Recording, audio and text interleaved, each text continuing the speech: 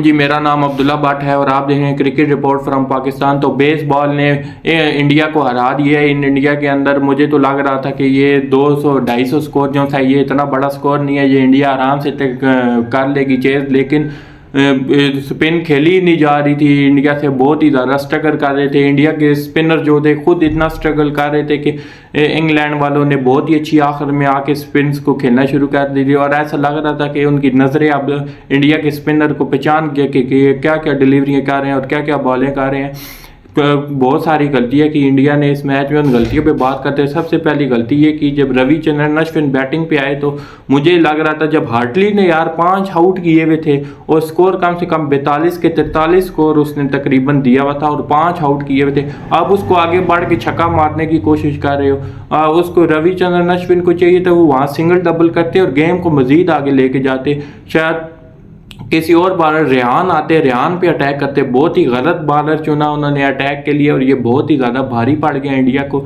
India यहाँ से ही अपनी गलतियों की वजह से ये मैच हारा, नहीं तो मुझे नहीं लगता था इंडिया ये मैच हारेगा। क्योंकि अब मोहम्मद सिराज को देख लें, मोहम्मद सिराज को भी चाहिए था कि सिंगल डबल करते। जिस तरह जसप्रीत बुमराह अच्छे टच में नज़र आ रहे थे, उन्होंने रेहान को और मार्क वुड को इतने अच्छे सिंगल डबल किए। मुझे तो लग रहा था कि मार्क वुड आएंगे और बाउंसर मारेंगे, लेकिन बाहर मार्क वुड ने भी आके कोई बाउंसर नहीं किया। पेस से बीट करने की कोशिश कर रहे थे और बहुत ही अच्छा खेला उन्होंने सिराज ने और बुमराह ने आखिर में आके। लेकिन मसला सिर्फ ये था, वो सिंगल डबल पे जाते उन्होंने छक्कों चौकों की अप्रोच रख ली, जिसकी वजह से ये मैच इंडिया को हारना पड़ गया। मुझे तो लगता था ये सिंगल डबल करते रहते इंग्लिश टीम को प्रेशराइज करते। लगता है कि इनके ड्रेसिंग रूम में यही पैगाम इनको दिया गया था कि आप जाएं और जाके मारें, आर या पार वाला सिस्टम करें। लेकिन आर या पार वाला सिस्टम यहाँ बनता नहीं था बिल्कुल भी, क्योंकि इंडिया के बैट्समैन सब पूरी दुनिया को पता है इंडिया के बैट्समैन उस तरीके की बैटिंग नहीं कर पाते जिस तरह की इंडिया के बॉलर उस तरीके की बैटिंग नहीं कर पाते, सारों को ये बात पता है। लेकिन फिर भी अपनी गलतियों से सबक सीखें अगली बार और मोहम्मद सिराज को अगली गेम में बाहर बिठाएं। मेरा ये मानना है मोहम्मद सिराज की जगह कुलदीप को लाएं, चौथा स्पिनर लाएं। मिस्ट्री स्पिनर है, इंग्लैंड ने उसे इतना खेला हुआ भी नहीं है और मुझे लगता है वही आपका जीतने की एक की बनेगी। क्योंकि ये जो 3 स्पिनर है, अक्षर पटेल, रविचंद्रन और जडेजा, इन तीनों को इंग्लैंड अब समझ चुका है। ओली पॉप ने इतनी अच्छी किस्म की इनिंग खेली, क्रेडिट गोज टू अक्षर पटेल जिन्होंने उनका कैच छोड़ा और फिर उन्होंने इतनी हैवी किस्म की इनिंग खेली। मुझे तो लग रहा था जितनी भी उन्होंने अच्छी 150 की इनिंग खेली है, लेकिन ये इनिंग इंडिया के सामने कम पड़ जाएगी क्योंकि उनका होम ग्राउंड है। स्पिन भी अच्छी खेल लेंगे लेकिन फेल हो गए स्पिन खेलने में। पूरी इंडियन लाइन अपने हाथ खड़े कर दिए। सबसे ज़्यादा स्कोर रोहित शर्मा ने बनाया, 39 स्कोर इंडिया की तरफ से हाईएस्ट स्कोर था जो रोहित शर्मा ने बनाया आखिरी इनिंग में। उसके अलावा सारों ने, किसी ने 20 किए, किसी ने 10, किसी ने 5। रविंद्र जडेजा अनलकी रहे, उन्हें बेन स्टोक्स ने रन आउट कर दिया, नहीं तो शायद कहानी कुछ और हो सकती थी। पर यही छोटी छोटी गलती होती है जिसकी वजह से मैच हारा जाता है। देखें ना, टेस्ट मैच की यही खूबी है कि पहली इनिंग में ये कहा जा रहा था कि इंग्लैंड, ऑस्ट्रेलिया, कोई भी इंग्लिश टीम इंडिया को नहीं हरा पाएगी इन स्पिन ट्रैक पे। लेकिन देख लें अब इंग्लैंड ने हरा दिया कि नहीं हरा दिया। यही टेस्ट मैच की खूबी होती है कि पहली इनिंग में कोई भारी पड़ होता है, दूसरी पे कोई भारी पड़ होता है। अब ओडीआई और T20 में ये होता है, जो भारी शुरू में पड़ता है सारों को पता होता है ये मैच जीत जाएगा।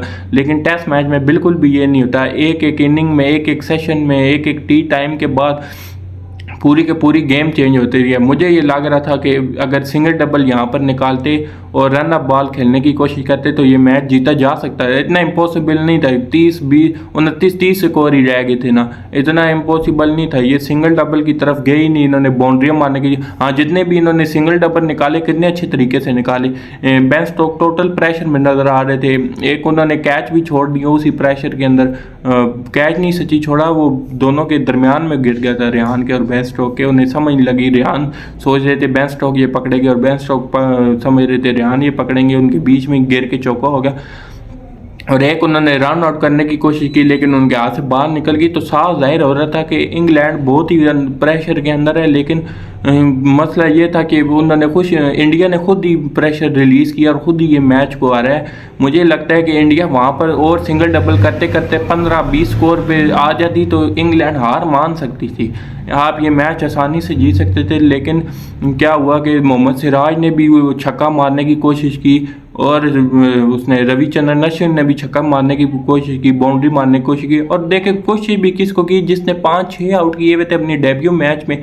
पहला वो मैच आपके खिलाफ खेला था, उसकी स्पिन बॉल का आपको पता ही नहीं है कैसे स्पिन करेगा, कहाँ बॉल करेगा, आप उसको बाउंड्री मारने की कोशिश कर रहे हो। मुझे लग रहा है कि इंडिया ने बहुत ही गलत बंदा टारगेट किया स्कोर मारने के लिए। हार्टली को जब आपको पता चल रहा था कि इतनी अच्छी बॉलिंग कर रहा है, आपको क्या ज़रूरत है, आप उसको रिस्पेक्ट दे दो। रेहान बॉलिंग पे आते उसे मारते, मार्कवुड आते, मार्कवुड को आप इतनी अच्छे से सिंगल डबल ले रहे थे, वो भी पागल बाउंसर कर ही नहीं रहा था, पेस से बीट करने की कोशिश कर रहा था, आगे करी रहा था। मैं देख रहा था कि कब ये एक आध बाउंसर मारेगा और क्या पता बाउंसर पे विकेट आ जाए, लेकिन उसने भी बाउंसर नहीं मारे। खैर ये विकेट इतना बाउंसर वाला था भी नहीं, पर उसकी स्पीड बहुत ज़्यादा है ना, 150 की स्पीड से बॉल करता है, 145-46 से एवरेज उसकी बॉलें हैं। तो मुझे ही लग रहा था कि वो बाउंसर मारेगा। ये सारा मैच जो है ना इन्हीं गलतियों की वजह से आ रहे हैं। अब इंडिया को करना कल अगले मैच में यही चाहिए कि कुलदीप को लाएं, सिराज को बाहर बिठाएं। सावरों को नज़र आ रहा है कि फास्ट बॉलर का रोल नहीं है।